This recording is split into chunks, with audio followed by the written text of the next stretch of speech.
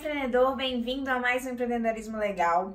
Hoje eu vou te contar tudo que você sempre quis saber sobre MEI, mas não tinha para quem perguntar. Para quem tá começando a empreender agora, tá querendo começar a empreender agora, talvez se enquadrar em microempreendedor individual seja uma boa ideia. Contudo, você precisa saber se você pode se enquadrar, porque existem alguns requisitos que esse tipo societário impõe. Mas quem pode ser MEI? Só pode ser MEI quem não tem participação em nenhuma outra empresa. Ou seja, se você está pensando em abrir um segundo negócio, você já é sócio de uma empresa, você não vai poder abrir uma MEI, porque existe esse impeditivo. Você só pode ter a MEI como empresa. Então, se você é sócio ou administrador de outra empresa, você não pode ter uma MEI. O segundo requisito é que você só pode faturar R$81 mil por ano. Então, se a renda da sua empresa é superior a R$81 mil por ano, você não pode ser MEI. O MEI também tem limitação de atividade, ou seja, não é qualquer atividade que um MEI pode exercer. Vou dar um exemplo. Tem algumas empresas que elas funcionam como holding. Holding são empresas que têm como atividade investir e administrar outras empresas. A atividade de holding é vedada ao MEI. Normalmente, atividades mais sofisticadas, que exigem, pela sua natureza, um investimento maior, elas não estão caracterizadas como MEI. Porque o MEI é exatamente uma figura um pouco mais simples, menos sofisticada. Então, você tem que verificar se a atividade que você quer exercer pode ser exercida pelo MEI.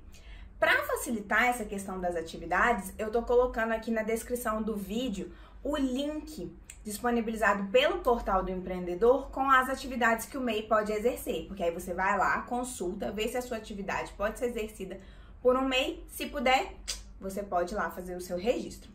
E o MEI só pode ter um funcionário. Então, se a sua atividade demanda que você contrate muitas pessoas e essas contratações não podem ser feitas de forma terceirizada, com prestação de serviço ou com freelancers, aí você não pode ser um MEI também. Você só pode ter um funcionário. Então, em relação à questão do faturamento anual, o faturamento anual da MEI tem que ser R$81 mil por ano. Mas esse faturamento, muita gente confunde, achando que é assim. Eu, Mariana, abri o Empreendedorismo Legal agora em julho. Então, até dezembro, eu posso faturar R$81 mil por mês. Errou! Não pode. O faturamento ele tem que ser proporcional. Como que faz essa proporção? Se o MEI ele pode faturar R$81 mil por ano, se eu abrir uma MEI agora em julho, eu vou estar exatamente no meio do período de que esses 81 mil são contados. Então, eu vou poder faturar metade, ou seja, 40.500. Então, de julho a dezembro, eu posso faturar 40.500. Muita gente gosta de, ao invés de falar que pode faturar R$81 mil por ano, prefere falar que você pode faturar R$6.750 por mês. E que se você não faturasse esse valor naquele mês, você pode compensar no mês seguinte. Mas é só você fazer a conta da proporcionalidade. Se 81 mil são 12 meses, 6 meses são 40.500. E aí você faz a conta dependendo do mês que você abrir a sua MEI. Depois que você abriu, isso vai ser só naquele primeiro período. Depois, no ano seguinte, você conta o exercício social inteiro, que é o ano, né? O 81 mil por ano. Então, você tem que sempre lembrar que essa conta tem que ser feita de forma proporcional. Agora, vamos falar de tributação. A tributação é uma das maiores vantagens do MEI, na minha opinião, e acho que na opinião da maioria das pessoas. Porque a tributação do MEI, ela é fixa. Ou seja, você sempre vai pagar o mesmo valor por mês, não vai ter uma variação. E o valor que você paga vai depender se você presta serviço ou se você vende ou produz e vende produtos. Quando você presta serviço, você paga ISS, que é o Imposto sobre o Serviço. E se quando você comercializa e produz algum tipo de produto, você paga ICMS. Então, dependendo da atividade que você escolher, vai determinar qual o valor que você vai pagar. Se você for um prestador de serviço, você vai pagar R$5 de ISS. Se você produzir ou comercializar, ou produzir e comercializar junto produtos, você vai pagar R$1 de ICMS. E se você fizer as duas atividades, vamos supor que você é um confeiteiro, você faz bolos, doces para festas.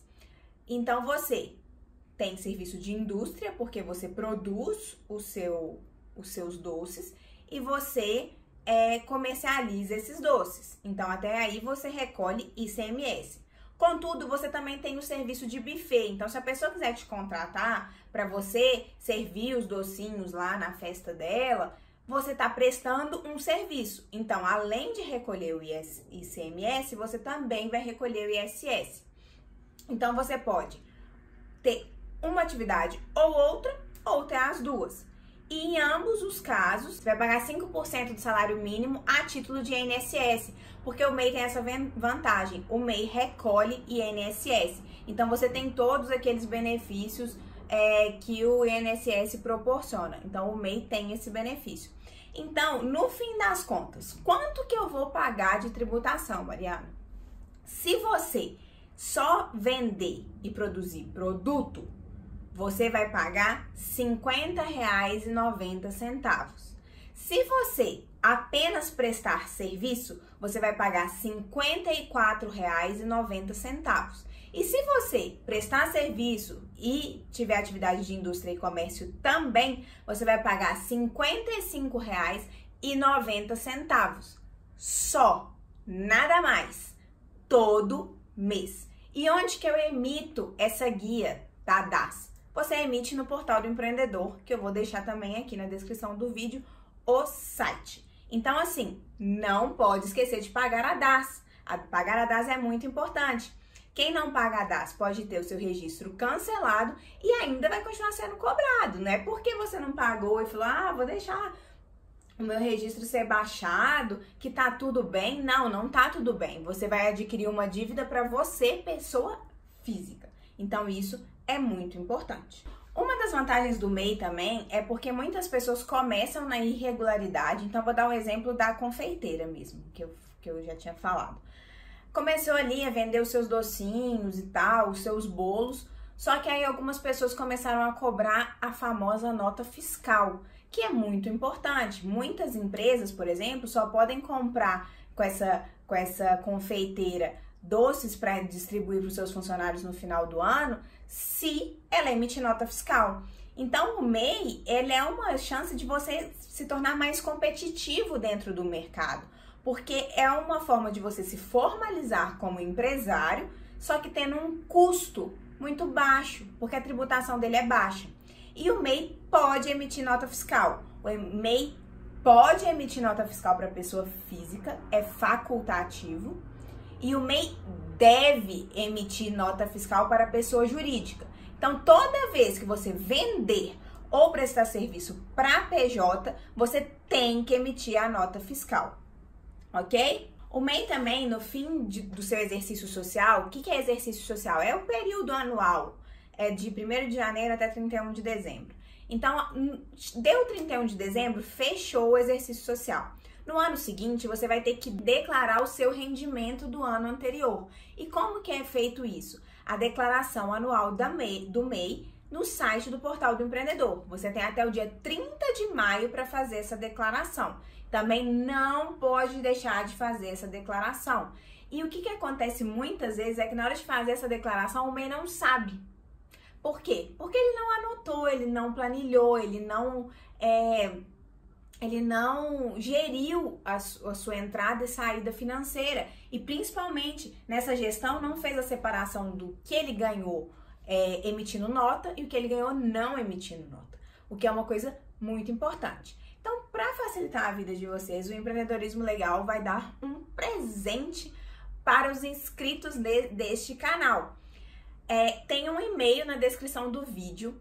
Você pode mandar um e-mail pra gente falando que você quer a nossa planilha de organização financeira do MEI. Sim, nós fizemos essa planilha para vocês. E nessa planilha tá tudo bem descritinho, como separar o que é rendimento de comércio, o que é rendimento de indústria, o que é rendimento de serviço, E a planilha vai te mostrar se você teve lucro ou se você teve prejuízo durante o mês. E no final, ela vai te dar a sua declaração anual do MEI praticamente pronta. Você simplesmente vai ter que pegar os dados que estão na planilha e replicar no documento que você vai ter que entregar para o Portal do Empreendedor. Fala que não é um presentão, mas tem uma condição. Você vai mandar um e-mail para esse e-mail que está aqui na descrição para nossa equipe. Contudo, o pessoal do Empreendedorismo Legal só vai te mandar a planilha se você for inscrito no canal. Então, tem que ser inscrito para poder ganhar a planilha. Mas, poxa, é um presentão. Mari, essa planilha substitui um contador? Então, o MEI, ele não tem obrigatoriedade de ter nem um advogado, nem um contador. Mas existe uma coisa que um buraco é um pouco mais embaixo nessa situação. Porque o que acontece? Muita gente tem dúvida na hora de declarar o imposto de renda quando tem um MEI, quando tem uma empresa inscrita no MEI. E o que acontece? Se você receber o dinheiro do MEI como lucro de empresa, não incide imposto de renda. Contudo, para que você possa comprovar que aquele dinheiro veio de lucro e que, por isso, não tem incidência do imposto de renda, você precisa ter livro contábil. E para ter livro contábil, você precisa de um contador. Então, é importante sim que na hora de fazer o seu imposto de renda, você pegue essa planilha que o Empreendedorismo Legal está te dando, você entregue para o seu contador, mostre as notas fiscais e aí sim faça a distribuição do lucro que aquela MEI te deu. E aí ele vai conseguir comprovar que aquela receita veio do lucro e aí ela não incide o imposto de renda. Então, nessa parte, sim, você vai precisar de um contador. Mas aí eu já faço uma grande ressalva. Só procurem contadores que façam um preço especial para MEI. Tem contador que abusa, cobrando o mesmo valor que ele cobraria de um outro tipo de empresa, de uma empresa bem maior. E isso não é justo. Vocês não precisam de um contador que fique todo mês lá olhando tudo. Não, você precisa de contador para assuntos pontuais. Então, nesse momento, o contador é sim, de fato, importante para fazer a escrituração de como esse lucro foi distribuído para que você possa fazer o seu imposto de renda. Agora, uma coisa muito importante, se você tiver um funcionário, aí sim, você vai precisar do contador, porque aí tem as questões de obrigações trabalhistas, que aí o contador tem que fazer os lançamentos e você precisa ter o registro contábil todo bonitinho para evitar qualquer problema trabalhista futuro. A planilha, então, ela vai servir para te ajudar a ter um controle financeiro e poder fazer a sua declaração anual do MEI. Mas ela não serve como livro contábil, porque esse precisa sim ser feito por um contador. Então, ok, estou dentro dos requisitos, posso abrir uma MEI, como que eu faço? Você vai entrar no Portal do Empreendedor. Gente, muita atenção. É portaldoempreendedor.gov.br. O link tá aí embaixo. Tem muita gente mal intencionada que estão criando sites falsos, onde a pessoa vai e faz um cadastro e é gerado uma guia para ela, ela vai lá e paga por falta de conhecimento. E aí, na hora que ela vai ver, ela vai lá, entra em contato depois lá com o Portal do Empreendedor e fala, mas eu paguei a guia, mas a conta... Não, você abriu no site errado, não era esse site oficial. Então, assim, tem muita gente maldosa no mundo. Então, tomem cuidado. É portaldoempreendedor.gov.br. Você vai entrar lá e falar, quero me formalizar. Alguns dados que você vai precisar, CPF, título de eleitor, endereço, IPTU, o índice do IPTU. Lembrando que o MEI, ele pode exercer a sua atividade na sua casa, então você pode usar o IPTU do seu apartamento, da sua casa, que isso é uma vantagem muito grande do MEI. Você vai ter que ter o seu telefone, o seu e-mail, saber qual que é o seu capital social. O que é capital social? É quanto de dinheiro você vai de fato investir na empresa. Então, para poder movimentar o meu negócio, eu vou precisar de R$1.000, então R$1.000 é o que eu vou investir na minha empresa nesse início, então R$1.000 é o meu capital social. Lembrando que para o MEI não tem um valor mínimo de capital social, mas você tem que ser realista. Assim, tem algumas atividades que elas demandam um investimento inicial. Então, não adianta você falar assim, vou investir R$100, sendo que para começar você precisaria, sei lá, de R$1.000. Então, seja realista, veja realmente quanto que você vai tirar do bolso para colocar no capital da empresa. E definir o seu objeto, definir qual que vai ser a sua atividade, o que você efetivamente vai fazer.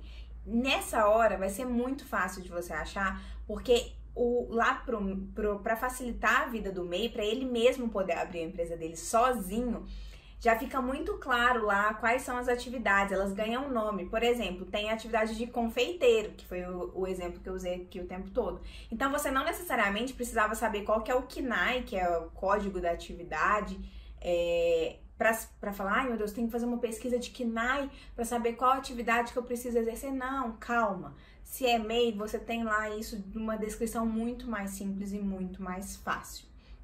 Então, essa parte é muito tranquila. Por fim, eu queria só ressaltar uma grande desvantagem do MEI, que é a falta de limitação da responsabilidade jurídica. Para explicar isso melhor, eu trouxe aqui 2 caixinhas.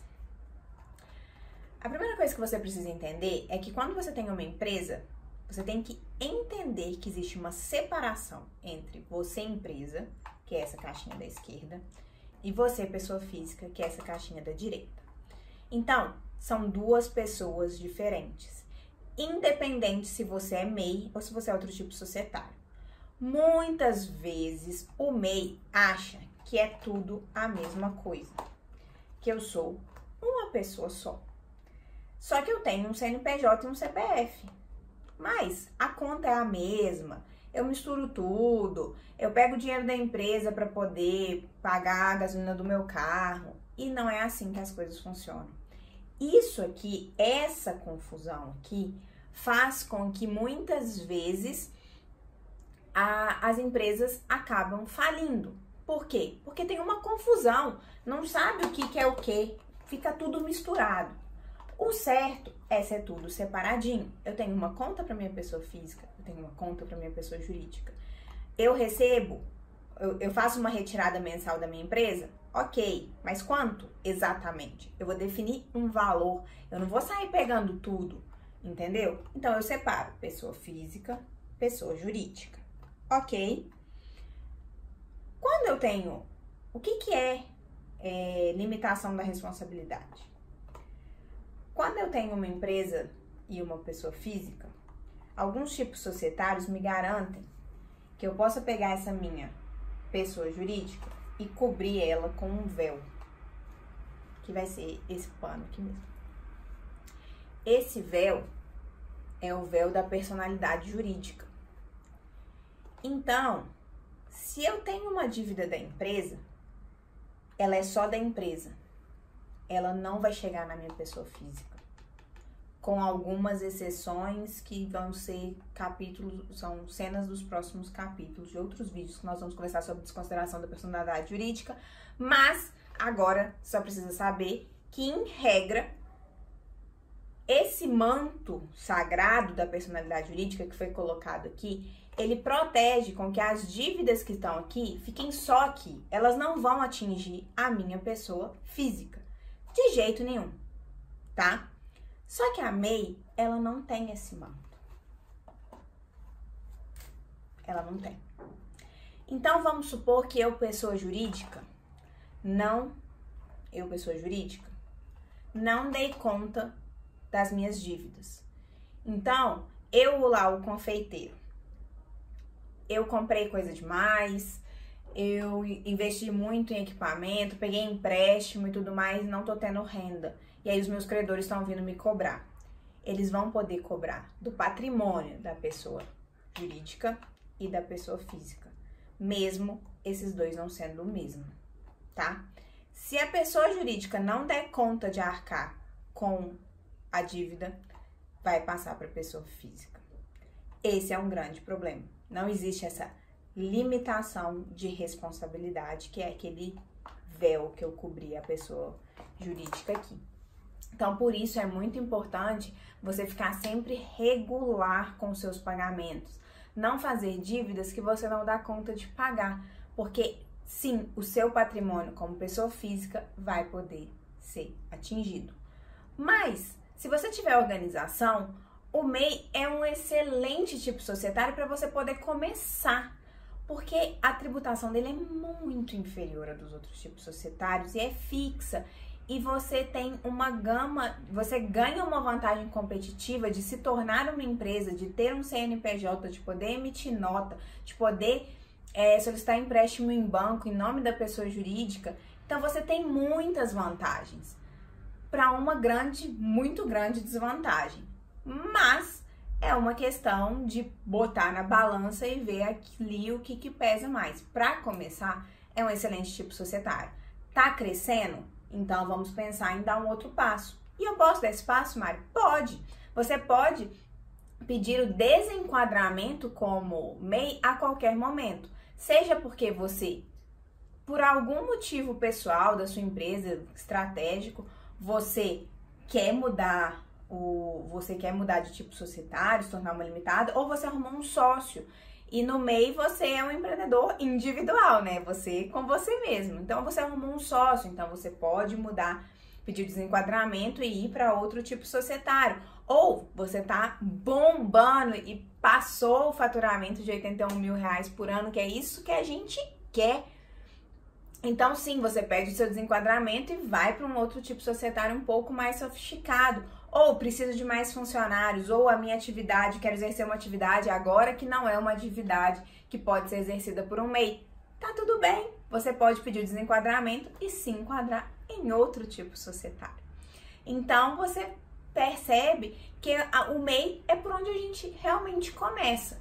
O momento que a sua empresa cresce, ela vai exigir que você saia desse tipo societário. Mas para quem está começando, ele é uma ótima opção.